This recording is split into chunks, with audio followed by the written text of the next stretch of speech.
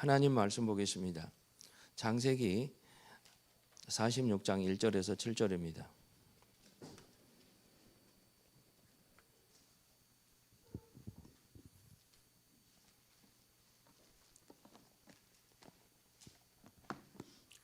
교독하시겠습니다. 이스라엘이 모든 소유를 이끌고 떠나 브엘세바에 이르러 그의 아버지 이삭의 하나님께 희생제사를 드리니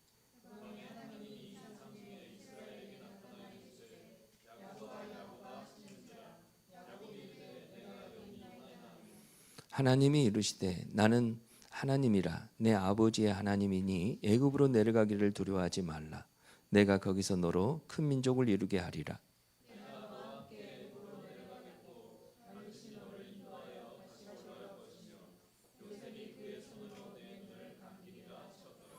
야곱이 브엘세바에서 떠날새 이스라엘의 아들들이 바로가 그를 태우려고 보낸 수레를 자기들의 아버지 야곱과 자기들의 처자들을 태우고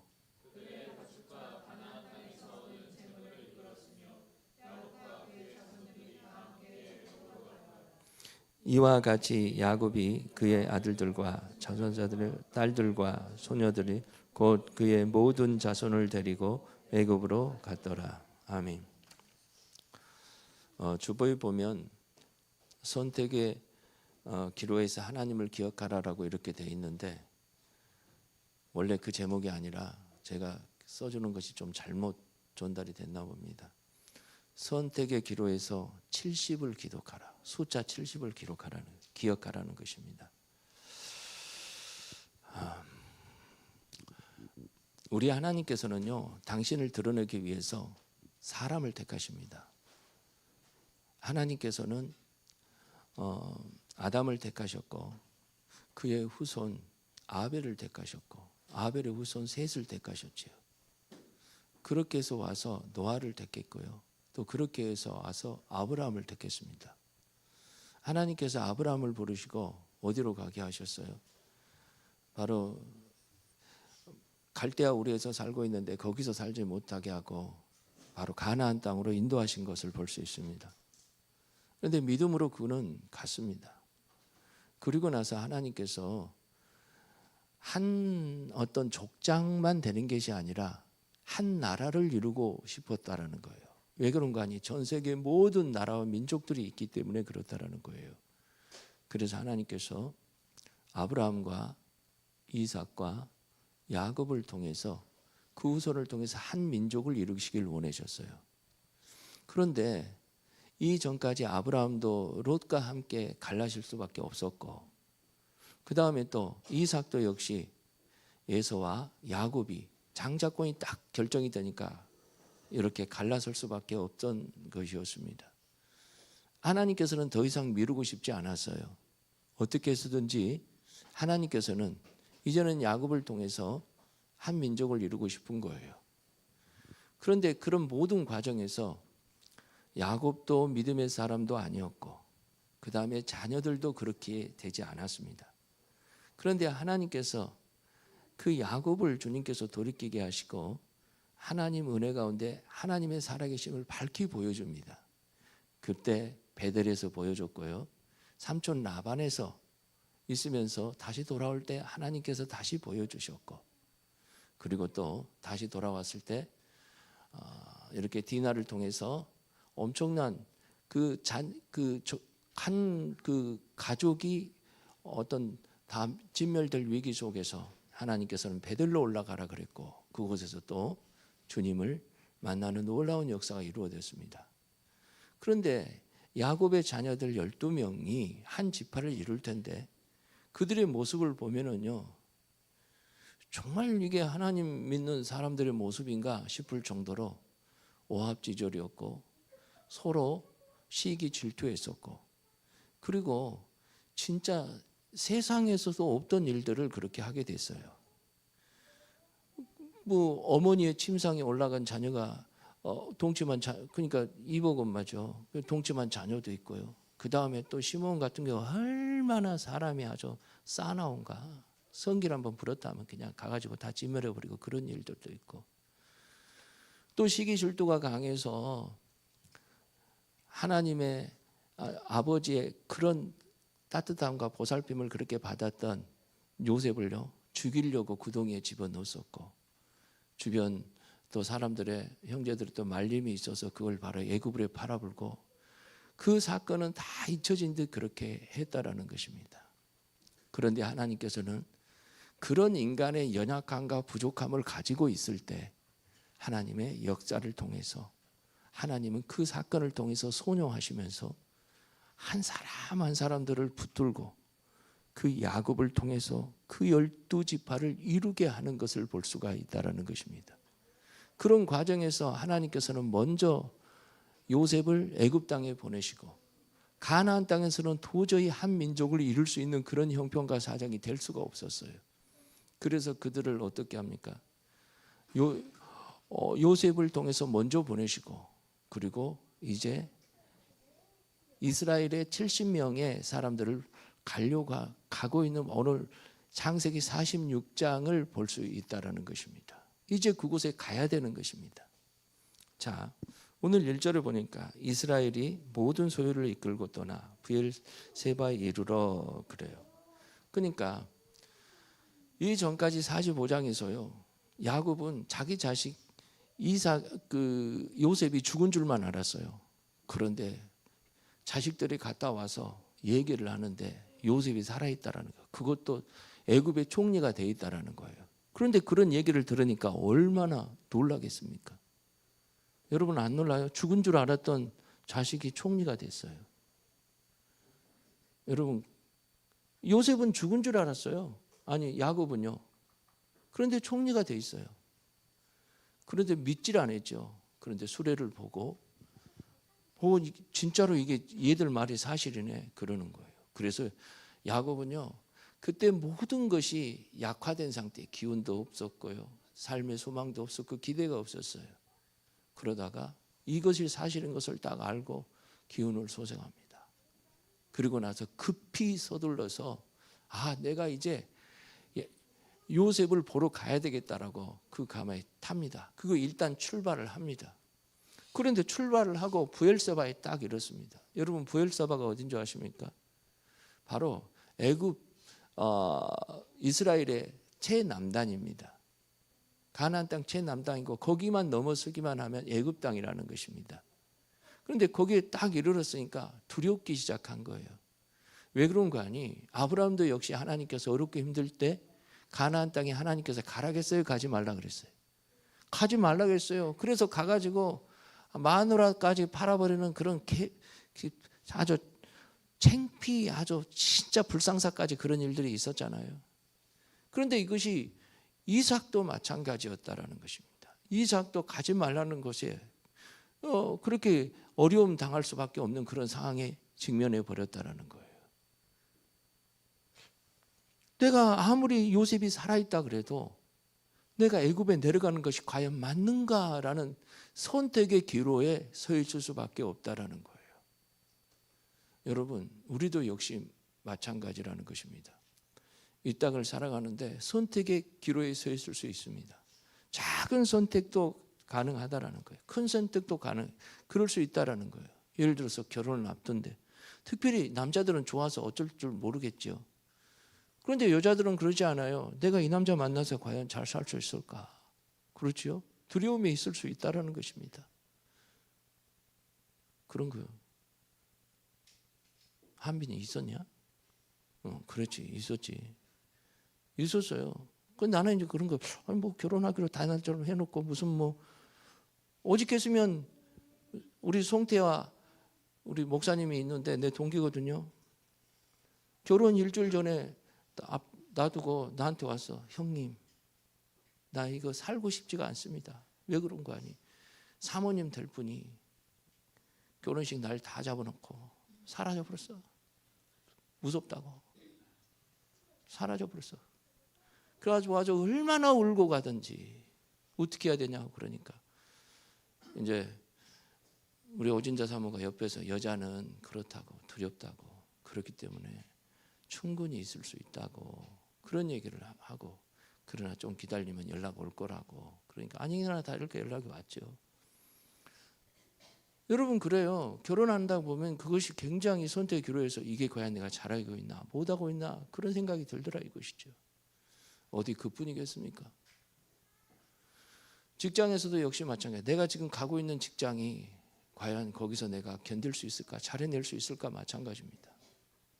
여러분 목회자는 교회를 만약에 이렇게 이동하게 되면 그런 일이 없을까요? 갈 때마다 과연 내가 이 가는 것이 옳은가? 여러분 그런 두려움 속에 있더라 이것이죠. 이건 가정도 역시 마찬가지라는 것입니다. 가정의 성책의 기로에 있어서 우리가 한번 생각해 봐요. 과연 내 자식이 가는 길이 과연 옳은 것인가? 내가 과연 지금 가고 있는 것이 잘 가는 것인가? 라는 거예요.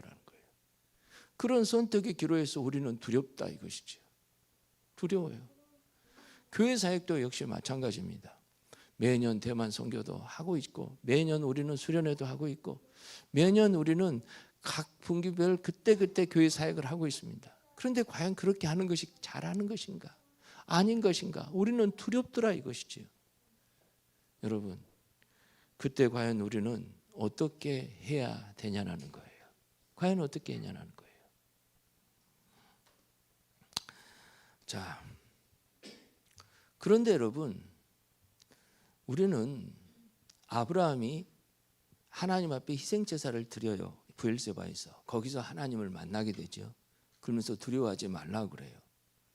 두려워하지 말라고 하면서 내려가라고 그렇습니다. 그리고 너는 거기 가서 그냥 그대로 있는 게 아니라 내가 너를 다시 데리고 올라올 거라고 약속해 줘요.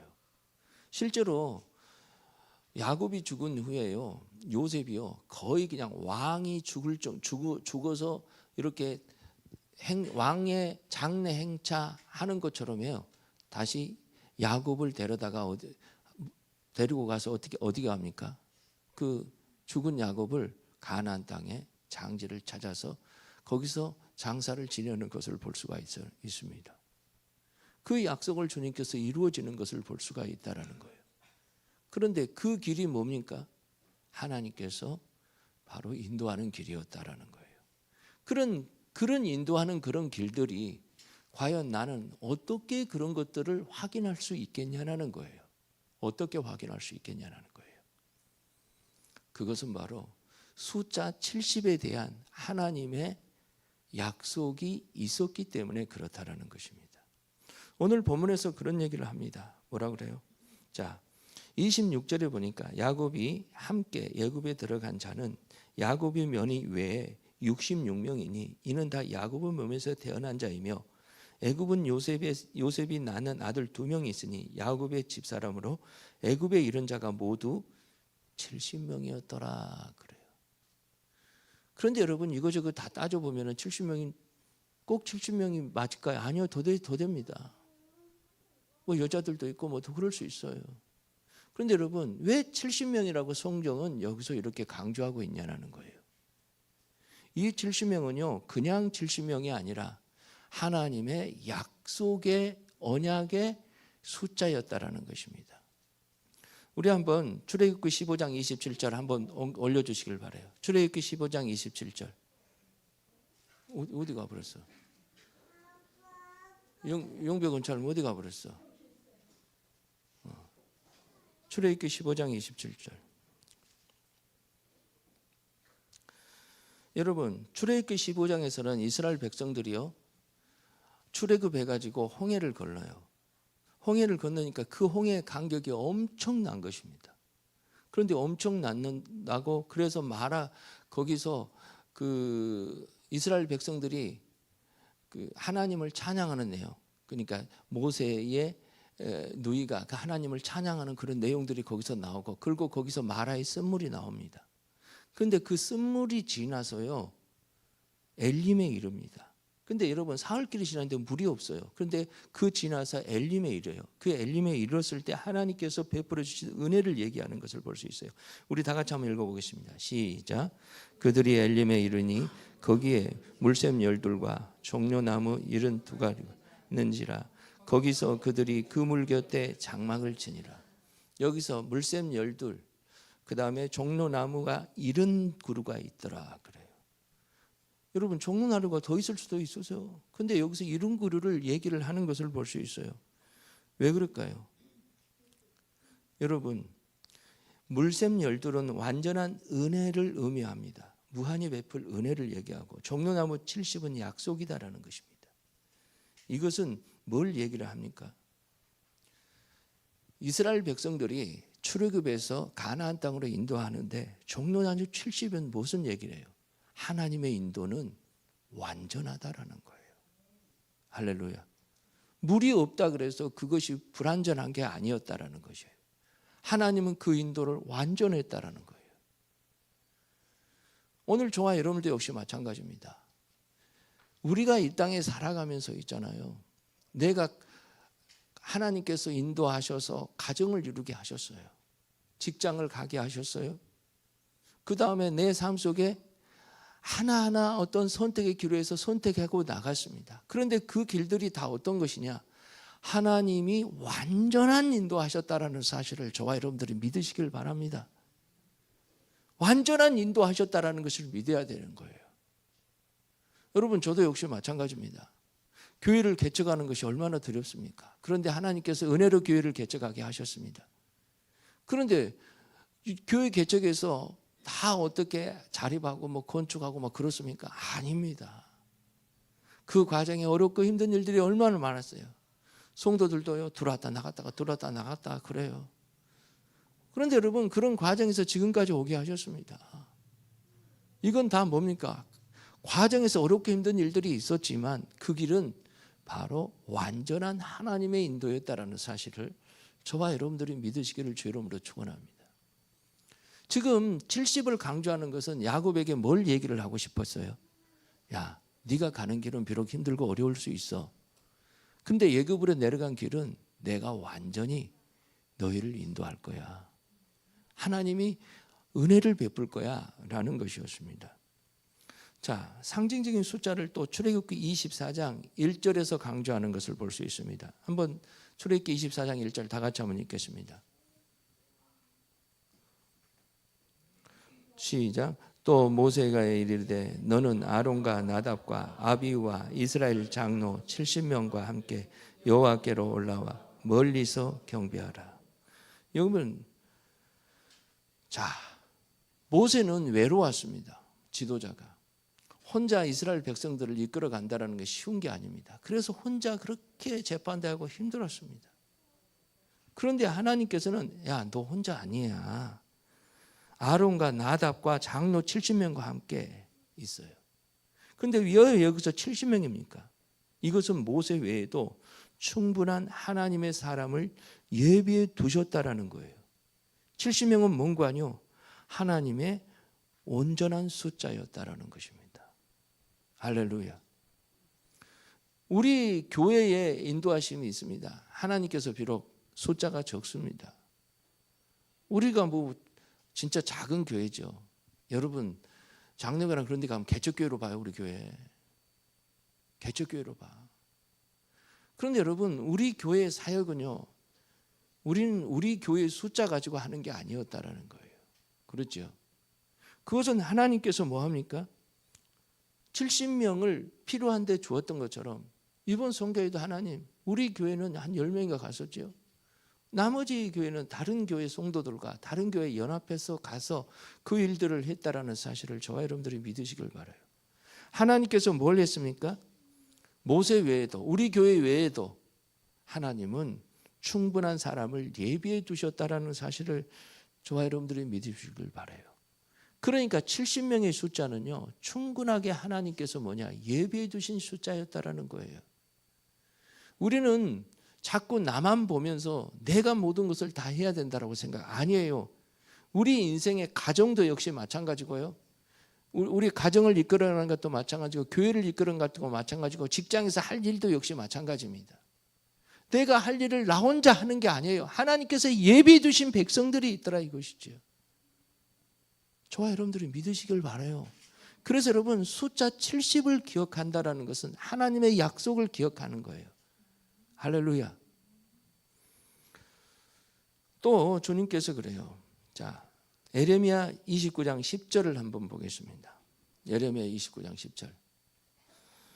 여호와께서, 다 같이 읽겠습니다. 여호와께서 이와 같이 말씀하시니라.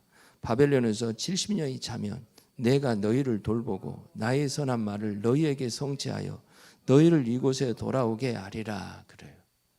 왜 여기서 70년을 주님께서 얘기했냐는 거예요. 그건 다름이 아닙니다. 비록 이스라엘 백성들 유다가 망해서 그들이 포로로 바벨론으로 끌려갑니다. 그런데 그 끌려가는 것은요, 망한 길이 아니었다라는 거예요. 그 끌려가는 것은 하나님께서 어떤 길이었냐는 거예요. 그들을 정화시키는 거예요. 그들을 하나님의 섬기는 데 있어서 부족하고 하나님의 섬기는 것은 내 마음에 오염이 있고 때가 있는 것들을 주님께서 어떻게 하겠다라는 거예요. 하나님께서 깨끗이 하겠다라는 거예요. 그 길을 뭐냐? 포로 생활에서 들어가게 해서, 그리고 70년 만에 다시 돌아오게 한 것을 저와 여러분들이 믿으시기를 주 이름으로 축원합니다. 하나님, 그러니까 이스라엘 백성들에게, 야곱에게 있어서는 뭡니까? 70년이라는 그런 시간들은 다 어떤 시간들이에요? 야곱이 지금 70명이 그런 갔다라는 것은요, 하나님께서 뭐냐? 그곳에서 하나님께서 번성하게 하시고 그곳에서 또 정화시켜서 다시 돌아오겠다라는 거예요. 할렐루야. 저와 여러분들 역시 마찬가지입니다. 이 땅에 살아가면서 내가 교회에서, 저는 목회에 대해서 어려움이 있지요. 여러분들은 직장 생활에 어려움이 있지요. 그런데 나는 한없이 약해요. 야곱의 70명의 사람들은요, 정말 약한 사람들이에요. 그들이 강한 사람들이 아니에요. 바로 앞에 섰는데 얼마나 사람들이 깨지지 할 거 아니에요. 안 그래요? 깨지지 하잖아요. 우리나라 사람들 일제시대 때나 조선 말기, 그때 1800년도 말, 그 다음에 1900년도 초 여자들 사진 한번 보십시오. 20대 초반인데 얼마나 이거 깨지지 하든지. 지금이야 그냥 다들 이쁘고, 사람이 60이 넘었는데도 이쁘더라고. 얼마나 깨지지 않는지. 근데 여러분 보십시오. 지금 여기서 보게 되면 지금 어떤데요? 4,000년 전 시대예요. 4,000년 전 시대에 지금 이렇게 지금 얼마나 사람들이 깨지지 하겠냐는 거예요. 그런데 바로 앞에서는 그 당시 최고의 대국입니다. 그리고 거기서는 목축하는 사람들을 천시했어요. 그리고 그들을 나일강 삼각주에 거기서 살게 하는 것을 볼 수가 있다라는 거예요. 그러니까 하나님께서는 어떻게 해요? 그들을 거기 가서 번성케 하고요. 그리고 그곳에서 어떤 일을 감행하십니까? 나중에 오게 할 때요, 정말 믿음 있는 사람만 오게 하는 거예요.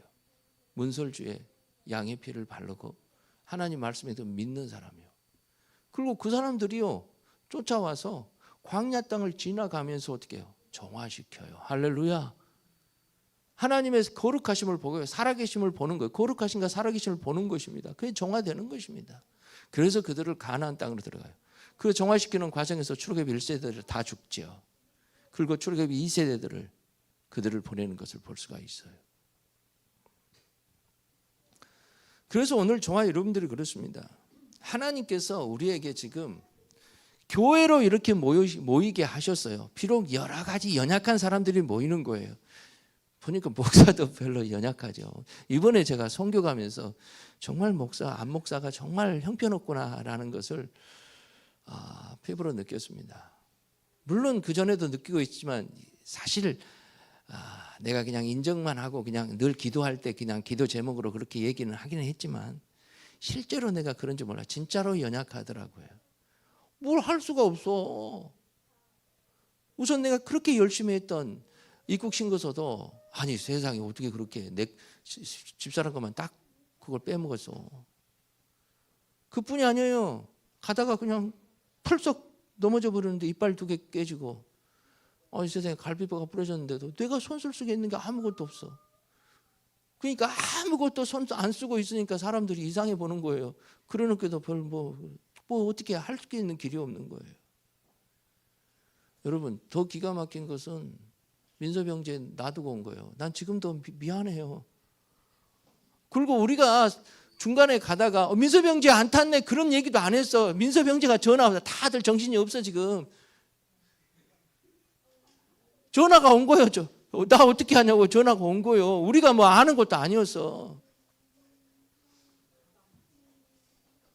그렇참 어쩌다 그런 일이 그렇게 돼버렸는지. 연약한 거예요. 그래놓고 뭐 연약학을 약간 감추기 위해서 여러분들이 따라다니지 않고 달라붙지 않고 우리는 숫자 파악 안 해요. 달라붙지 않으면 우리는 띄워놓고 다니니까 알아서 하라고. 그리고 어디 못 가고 있으면 대대관으로 연락하면 좀 불편해도 시간이 걸려서 그렇지만 괜찮을 거라고 얘기를 했죠. 민섭이나 되니까 그렇죠. 그렇게 그냥 또 택시 타고 오라니까 그렇게 택시 타고 왔죠. 여러분 우리가 보십시오. 우리 교회에 이렇게 모여놓은 사람들은요 온전한 사람이 없어요. 누가 온전해? 이 목사도 이러는데 여러분들 목사가 이 정도면 여러분 수준도 알만하죠.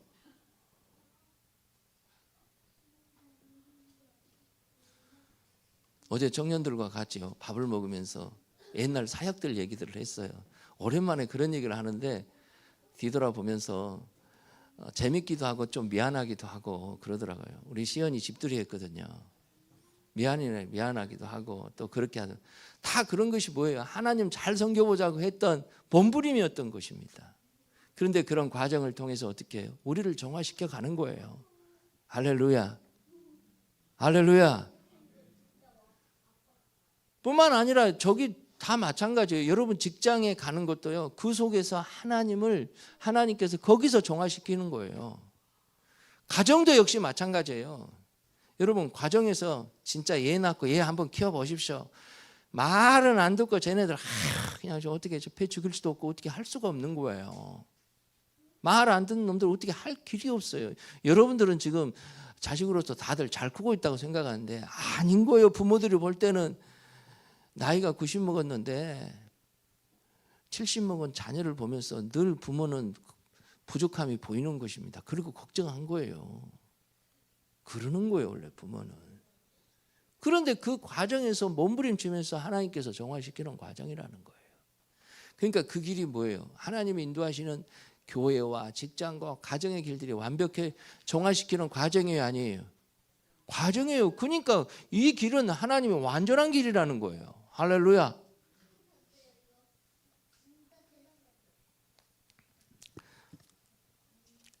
우리 한번 봅시다. 누가복음 10장 1절 한번 볼까요? 누가복음 10장 1절.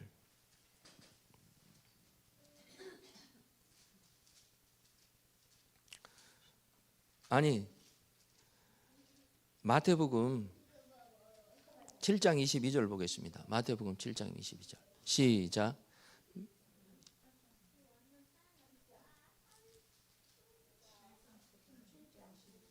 아니 그게 맞아요. 자 시작.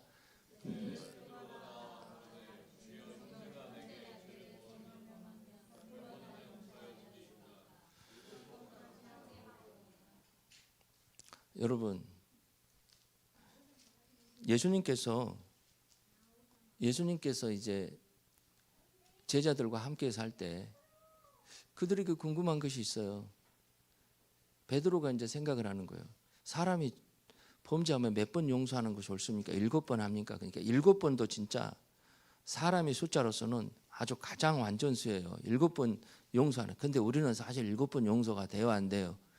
한 번은 참았더라고. 근데 2번까지도 참어. 나 같은 사람은 2번까지도 참아요. 근데 3번 그러면 못 봐주겠더라고. 특히 여자들은요, 진짜 못 봐줍니다. 여자들은 아주 민감하거든요.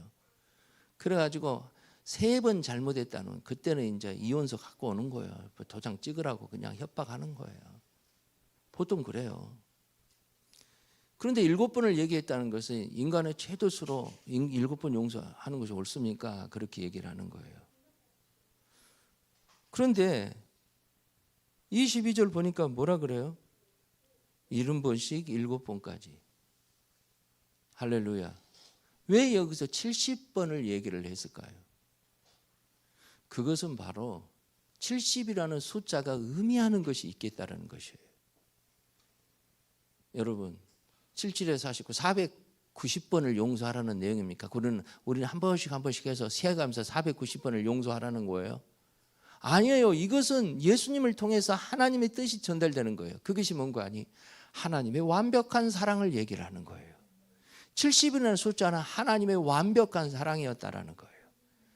야곱에게 있어서는 있잖아요. 70명이 그쪽으로 애굽 땅으로 가는데 그곳에서 하나님의 완벽한 사랑을 보여주겠다라는 거예요. 할렐루야.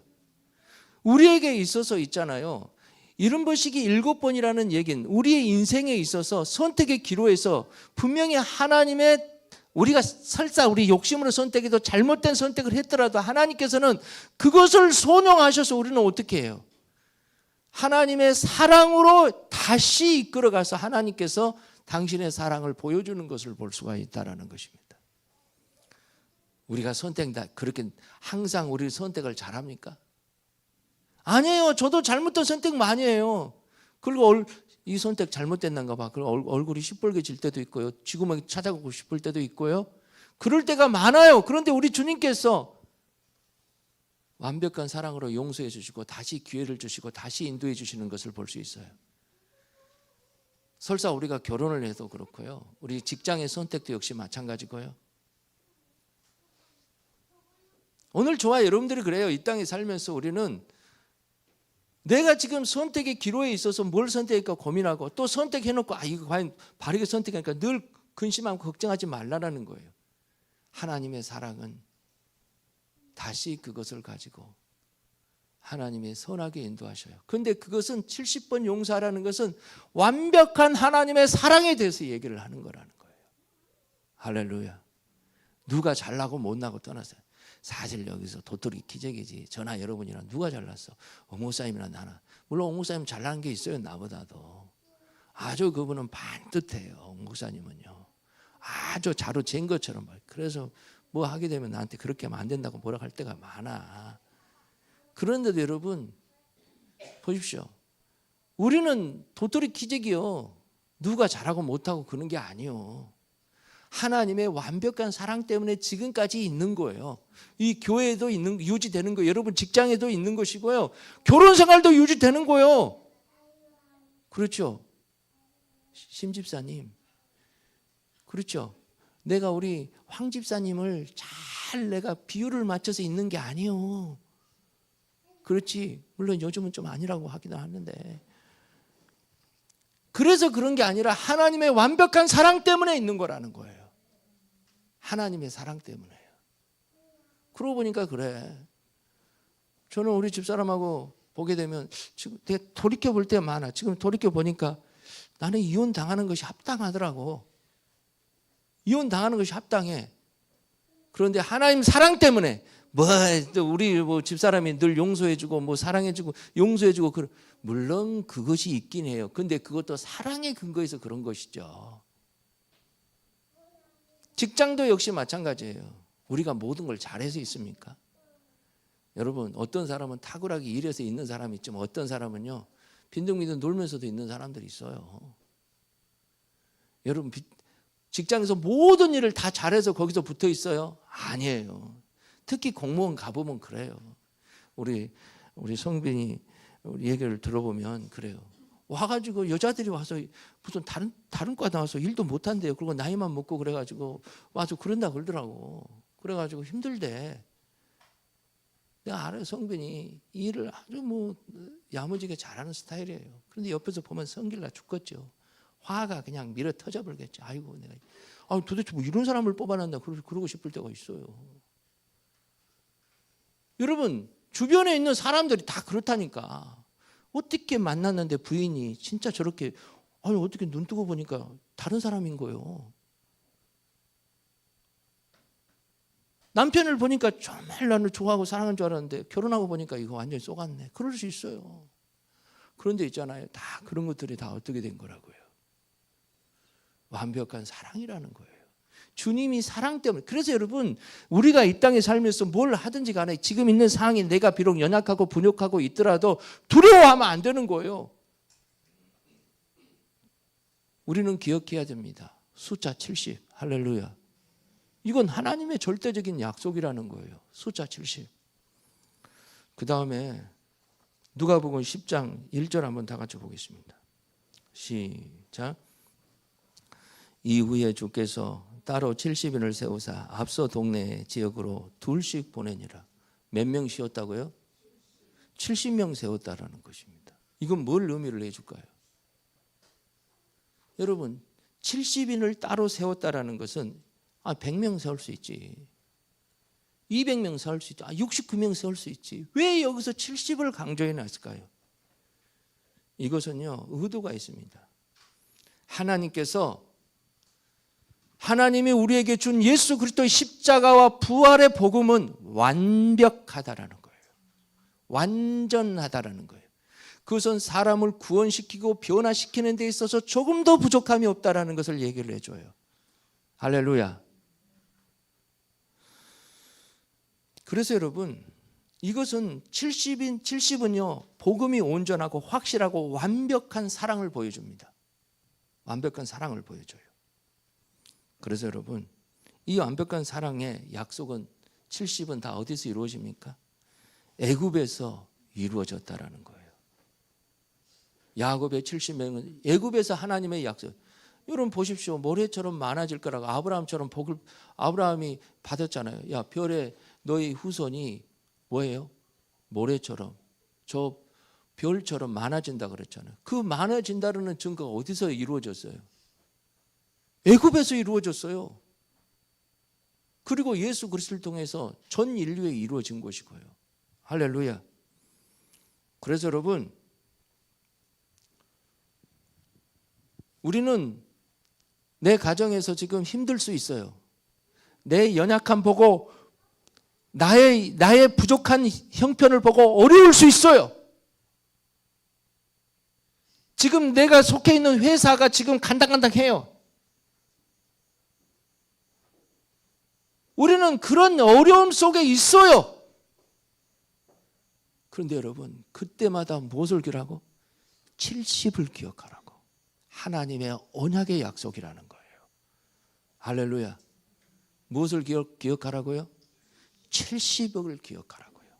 그것은 하나님의 완전한 인도였고, 여러분, 사람이 이끈 게 아니라 하나님이 친히 이끌으셨고, 그 시간은 바로 하나님의 친히 정화시키는 거였고, 그 시간은 바로 하나님께서 친히